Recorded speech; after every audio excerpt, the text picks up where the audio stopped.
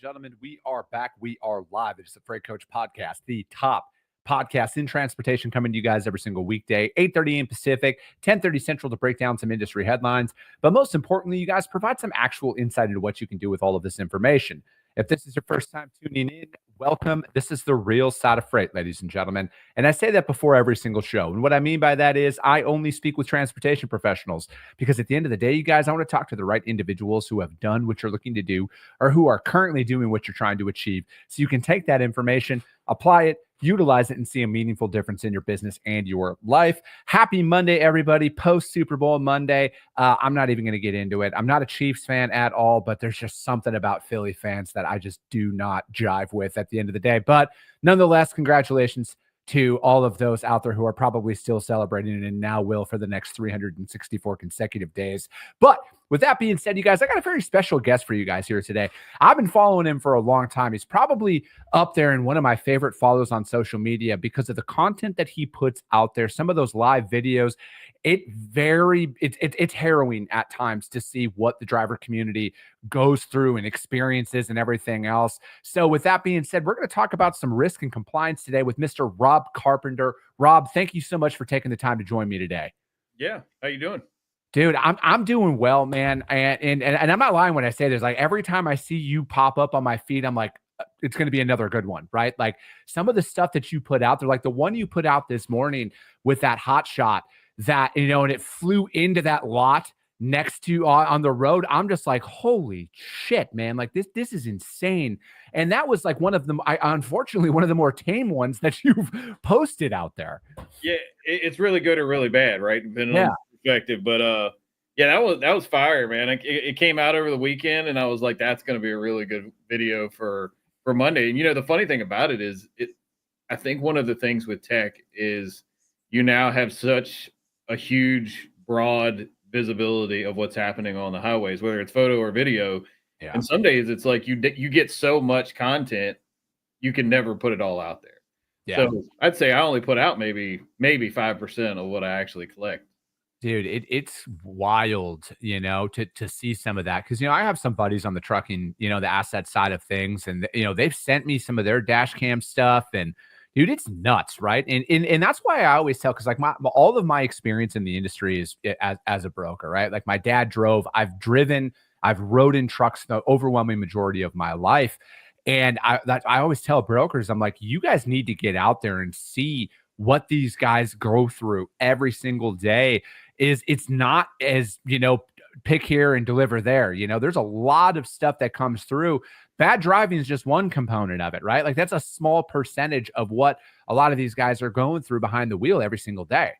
Yep. And I think it kind of goes both ways with that. Like, it's bad on the road. It can be. I mean, it's good and it's bad. Some days I'm in the office and it's like, man, I just wish I could go back to driving a truck today. And then other days I drive truck and it's like, man, I just wish I could get out of this truck and be back in the office today. And that's one of the good things about how I work is some days I'm in the office. If I want to go drive a truck, whether it's a new truck from the factory or I've got a client that wants me to drive a truck just to kind of get some perspective of what's happening at the front line, I can kind of jump back and forth between the two. But one thing that I don't have modern day perspective on is back into the broker seat. So I think it goes both ways. I think carriers sometimes have to consider the broker side too. No, I think that's what we're at a pretty unique point in time, man, where I think that there's that ability to have that, right? Like, I try my best to get out there in front of the driver community as much as I possibly can to get them to come on the show and speak so they can kind of hear it from that perspective. I just had my good friend Honest on last week. I mean, he's got a 100 truck fleet out of Colorado. And, he says the same thing. He's like, man, I want to ask you questions as well, because he's like, I want to work better with brokers. I want to have a better understanding about what brokers go through, day to day, to see how they can perform better as well. And I think, like, now we're at that ability to really bring that forward and really have a better understanding. Because, at the end of the day, like, I don't want to talk about any of the minority of the industry that is like just the shitbag bad providers, right? Because the overwhelming majority of people that I've come across, and again, I jokingly say I've only moved 3 truckloads in my career, are good salts of the earth people that just want to work hard and provide for their families. They just don't want to be ranked through the mud, just like nobody wants to in any situation that they're in. That's it. So, dude, we kind of skipped a little bit here, man. What's crazy is this is the first time we've ever talked. But how'd you get your start in freight, Rob? Like what brought you into the industry? So growing up, I grew up on a farm, and obviously on a farm, there's not a lot of freight per se, but we had a farm in Gloucester, Virginia, where we would kind of raise cattle, raise hogs, and then we would kind of relocate it to our other farm in York County, Virginia, which is where we had a meat plant, and then we kind of grew crop and stuff like that. So you're constantly around diesel machines, moving something from one place to the other, combines, etc. So there's freight, just not for commerce, I guess. So that kind of started it for me. And then when I got older, I went back to trucking, started driving trucks, got my CDL 20-ish plus years ago, and drove trucks. But it wasn't under the premise of, hey, I want to be a truck driver forever. The goal was ultimately to own a fleet. And I got there. It was just I wanted to have all of my bases covered for freight, because there's so much that goes on in the freight realm, whether you're a carrier or a broker, that you really, to me, I think to be really good at it, you have to understand the perspective of all of it. So started as a driver, became a broker to understand the broker side and to learn kind of the business side of it. Went into running companies, bought one of those, sold it, and then went into PE management as an enterprise executive. So that's kind of how it happened. And how I got into compliance was I historically had been outlaw truck guy, and tearing out loose leaf pages in my binder and giving out 5 log books to my drivers. And then I got hit by a truck, and then pretty much, I don't know, 20% of me is metal at this point. So you realize at that point, maybe compliance is important. And really that had to happen for me, because otherwise it was, bell drops, trying to stay awake for 46 hours to run to Hunts Point by 2 a.m. or whatever the case was. So is that, so you going through a lot of that, is that why you started posting a lot of those videos out there, man? Is this to show, like, maybe it is to kind of show the driver community, like, hey guys, it's not worth it, because, like, again, man, my dad drove 70s, 80s, and the 90s, right? Yeah. Like there was not a logbook, air quotes. My dad since passed away, so I'll keep it real. Nobody's coming after him, but like, there's no logbooks back then, man. He used to Sunday, and we grew up in northern Wisconsin, and he would drive nonstop to the Bronx every single week for 35 straight years. And he would deliver in the Bronx first thing Monday morning, get reloaded, come back. And he would do that. And it was not a lot of sleep associated with that. But now with, all of the, e-logs and everything else that's out there that's designed to make the roads safer, I guess kind of tying it all in, was that one of the main reasons why you started posting some of those videos? Like, hey guys, there is a repercussion for some of these decisions that you make.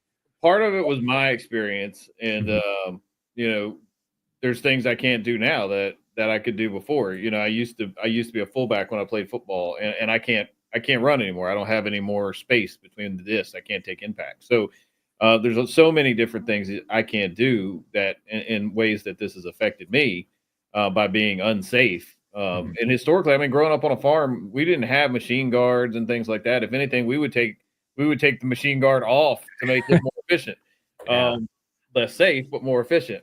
But, there was that aspect of it, but then there was the other aspect of it. Like, we now have visibility of everything that's happening on the roads, that, like, the people we share the road with, whether that's truck driver or 4-wheeler, we're all sharing the road and seeing some of the catastrophic basically consequences of what's happened, whether it's from the risk control perspective or owning a fleet and seeing some crashes, accident reconstruction. But, seeing some of the expert cases I've done, almost all of them have been fatality. Yeah. So you see some of this, and it's like, if you highlight it, and at the end of the day, somebody on their way home says, hey, you know what? I remember that post from Rob Carpenter that said, I should look left, right, left before I go into this intersection. You might have changed something for somebody. So that's really kind of what drove it. So I look at a lot of the situations now, because obviously my old man taught me how to drive, and dude, and I even catch myself doing this today. Like, when I'm coming up through a green light, I'm still checking intersections every single time, because I know more than likely, people aren't paying attention. And if I have an extra second to react and slam on my brakes, I'd rather have somebody rear end me than me hit and kill somebody, whether it be my fault or not. And, and do you think that there needs to be more of an emphasis on that in like the training? Do you think like CDL trainings become almost too expedited to where it's like, hey, I don't know how long the course is. I'm just hypothetically 4 weeks, all of a sudden you're a truck driver. Well, yeah, and I think part of the issue is, with it, everybody says, well, now we have entry level driver training. Yeah, that was great. It was a great move forward, and it's kind of like truck parking club. It like promotes awareness, but doesn't necessarily solve all the issue, right? But it does drive awareness, and ELDT was a good first step. But I think one of the problems that you'll find with ELDT is you ask for a breakdown of the requirement of how long they must spend in training, and there isn't one.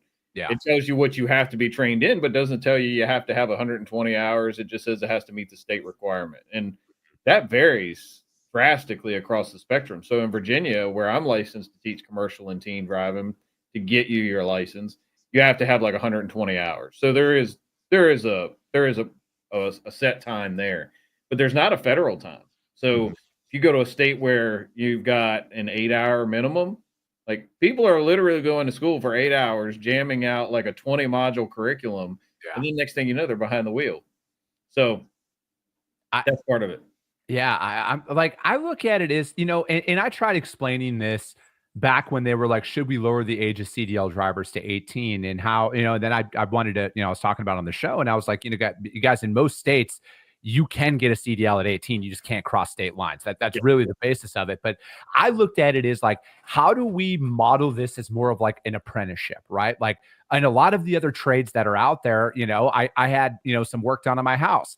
The kid who came in, I say kid because he was like 20 and I'm 40 now. So I guess I've graduated to that. But, this kid came in, he's like, oh man, he's like, I'm just an apprentice. I come in, I set the job up for the plumber to come in and do it. And then I tear it down and I sit there and I work next to him throughout the time. And it's just on the job training.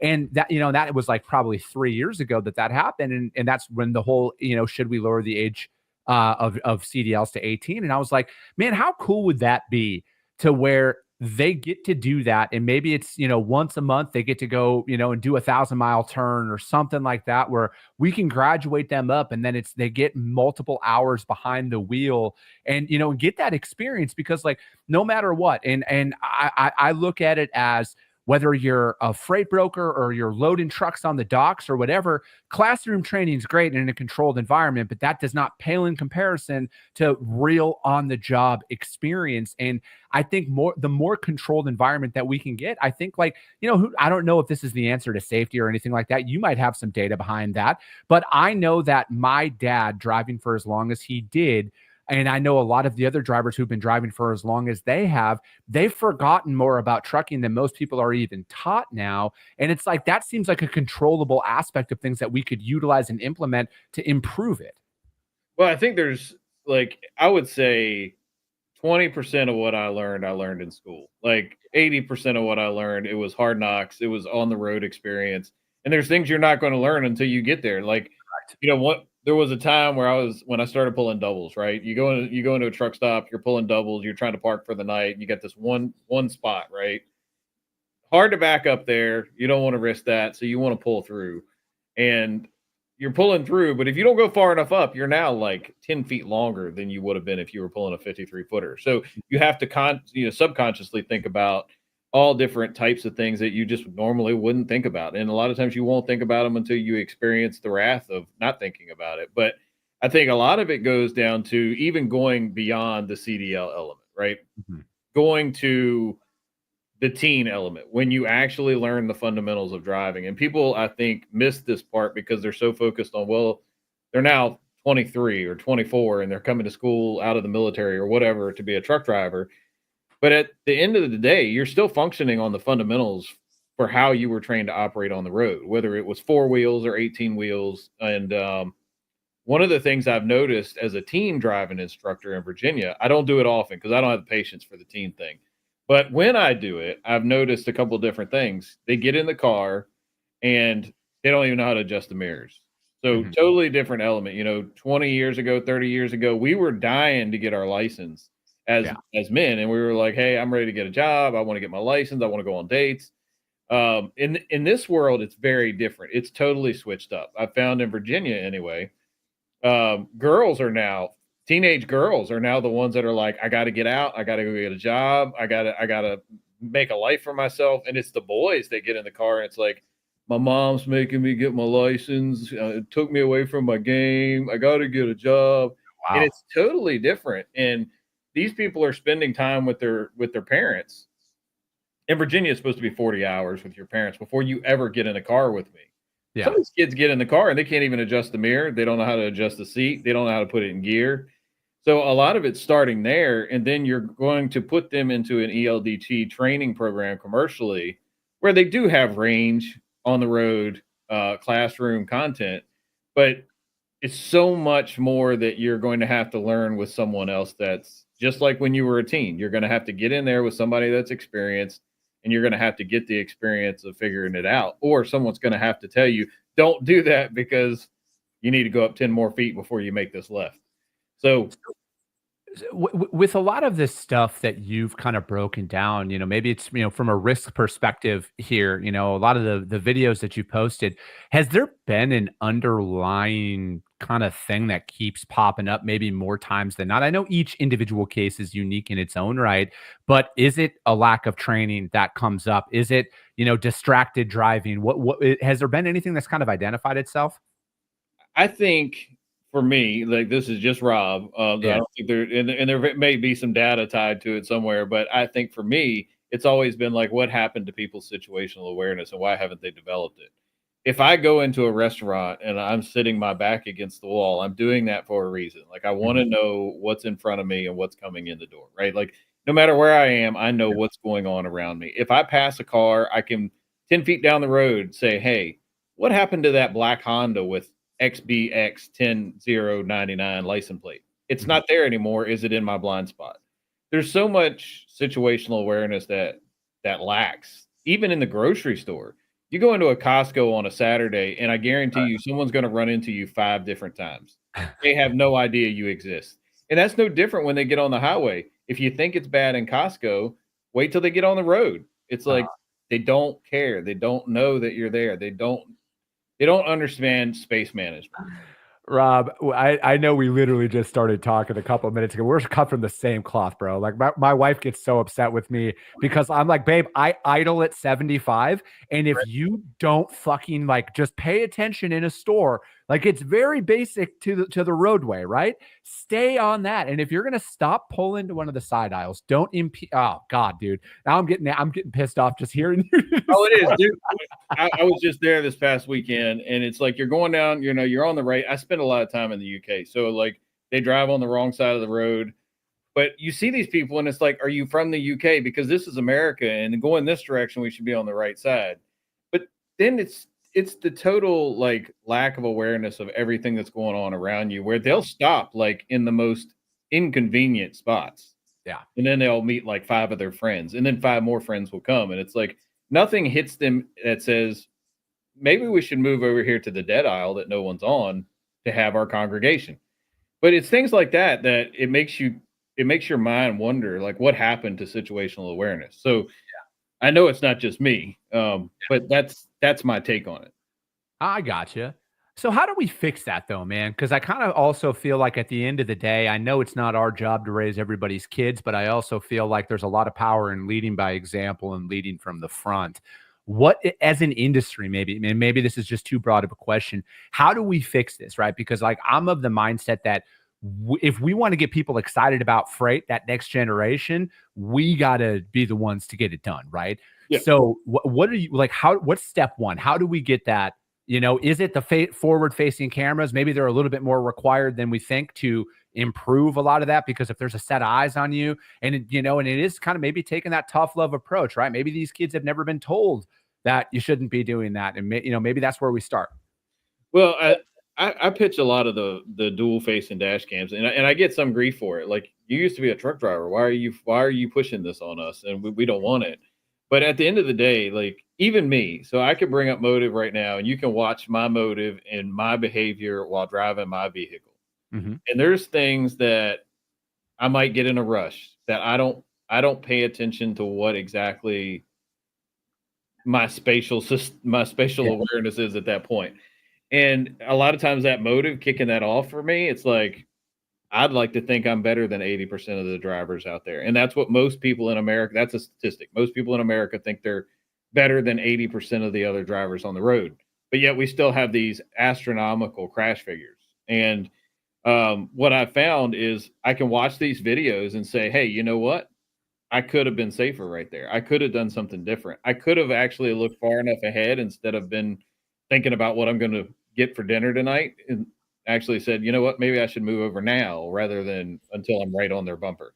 Yeah. So a lot of it is that visibility you get from something watching you all the time, and it says, hey, this is how you could have done better. So and maybe it's not motive. A lot of people ask me about that. And it's like, well, you talk about motive all the time. But when I go into a business and I consult with a business on these things, there's never a cookie cutter answer. Maybe it's not motive. Maybe it ends up being Netrodyne or Garmin or Nexar. It just depends on your business and what your needs are. But I think at the root element, you need something to be able to monitor your behavior, give you some visibility of your fleet so that you can coach people, even people like me who've driven for, 30 years. So, and teach people how to drive. So it's, I think it's one of those things that's needed because you can't change anything if you don't have awareness of what's happening. So that's a huge part of it. I think that, in maybe but my mindset's a little bit different on this stuff now, now that I'm a little bit older, because like I want to know where I can get better. Like that's kind of my whole thing, and this is, as a business owner, I'm constantly like, how do we improve? How do we get better? How do we shorten the sales cycle out here? How do I say something? Maybe it's a little bit different to trip somebody's interest in what we're doing. And, again, how do I become more efficient with my time? Because time is the only valuable asset that we actually have. And, again, and I know like the ego is probably the biggest hurdle to overcome with a lot of individuals who've been doing it for 10 years. I'm sure, hell, I probably have that exact same thing. I'm sure if somebody came in and talked to me, they'd be like, oh, his ego's too big. He doesn't want to hear anything. But at the end of the day, we need to be looking at where can we get better, from a training perspective. I think that's one thing. And this isn't even just a transportation thing. I think this is like in most professional careers, that continual training just goes away, right? I feel like it's like hey, here's your 2-week classroom, and then that's it. And I know this isn't everywhere, and it's a very broad statement to make, but I feel like training kind of stops at a certain point. And I look at it like how maybe it's like a quarterly thing or a biannual, whatever that looks like. Maybe there's some simulator training that some of these drivers can get in and and do some situational stuff to kind of help improve the motor skills. I mean, I look at it a lot, and I know there's a lot of differences between flying airplanes and driving trucks, but those pilots are out there constantly certified. There's checklists that they need to follow, and there's a reason why it's the safest mode of transportation that goes on out there. And I look at it like that. They go into simulator training. Maybe that's something that we can do as an industry where some of these larger fleets where it's like, hey, 1 week, a quarter, you come in and you do simulator training. Well, it's you bring up pilot. I'm looking to get my pilot's license, and you've got ground school, and then you've got 40 hours for a basic pilot license. It's not a lot of time. But I think one of the big pieces is practice. So you've got lawyers that practice law, right? We are drivers who practice delivering freight and driving vehicles. And I think the more that you practice what's right, the better you're going to get, right? But that starts with actually practicing it the right way. So if you were taught it the wrong way or you learned something the wrong way and you're now in that habitual behavior of doing it the wrong way, you're continuously practicing. You're just practicing it the wrong way. Mm-hmm. So you're getting better at doing it the wrong way. So the only way that's going to change is for somebody else to actually see you doing that behavior. We've got visibility through the camera. And then someone says, hey, this is where you're failing. You don't have an issue with distracted driving. You don't have an issue with speeding. You have an issue with close following. And how we know that is because you're hard braking all the time. And when we look at your hard brakes, we realize that you don't really have a hard braking issue. You have a hard braking issue because you have a close following issue. You have an issue with spatial awareness, and your habit is to rubberneck everybody. So now let's change that behavior to where you're practicing doing this the right way. And we're going to coach you until we realize that you're not coachable. And really that's the only way you're going to change behavior. I look at it now, Rob, as well, is Every trucking company has a giant target on their back right now because if they're involved in any accident at all, whether they're at fault or not. And I mean, dude, I keep bringing up that this is probably the 15th time that I've mentioned this on this show, the Warner case in Texas. Yeah. That is the epitome of you are essentially guilty until proven innocent. And then even if you are innocent, you're still fucking at fault. And that would just Google Warner Enterprises and the state of Texas, and that will show up, you guys. And it is disgusting what happened. I hate that people got injured in that instance, but if I was driving and going eastbound and a car that was traveling westbound crossed the median and hit me head on, And how is that my fucking fault? Yeah, and then sued you for what Yeah. they did. Yeah. But it really boils down in those cases to the litigious society that we're in. And it goes to another reason why you need to have cameras. It's not just about training drivers and changing habitual behaviors. It's about indemnifying your fleet and indemnifying your driver. And in this case, I don't know that it would have helped either way. And I know Werner has cameras, but the issue in that case was having somebody who understands policy and well-written policy. It's not just enough to have a good example is certificate of insurance. I wrote an article the other day on don't judge a carrier by their COI, because what happens is you've got this document that says we have this amount of coverage, right? So you think we're good. Well, that truck is hauling your freight, gets in a crash, and then the language becomes very important in the actual insurance policy, because if the limits are not enough or if there's exemptions under the policy, yes, you might be covered to this amount, but see, there's this limitation in the language. So language is important, whether it's policy or COI or anything. So just kind of getting that blanket piece of yes, we're covered or yes, we're compliant. Being compliant doesn't mean that you're defensible. Yeah, I talk about that a lot. I have my good friend Cam Pesci on the show. He does truck insurance as well. We talk about exclusion lists all the time. We talk about the verbiage on COIs and everything, because not all $100,000 in cargo is created equally at the end of the day, you guys. And you need to know that, right? And that's why, again, sometimes just a little quick phone call to, some of these insurance companies, verifying a lot of this information on, getting it in writing, doing whatever you have to do, because like at the end of the day, no matter what, whether you're a trucking company or a broker, if it's your name on the side of the building, you are fucking liable at the end of the day. And just like, I hate to break it to you, insurance companies and lawyers hope you had a bad day and didn't do your job in that moment, because they're looking to not pay you or pay for you in those moments. Yep. And it matters what insurance company you pick. So yeah. Oh man, Rob, I appreciate your time, man. This flew by.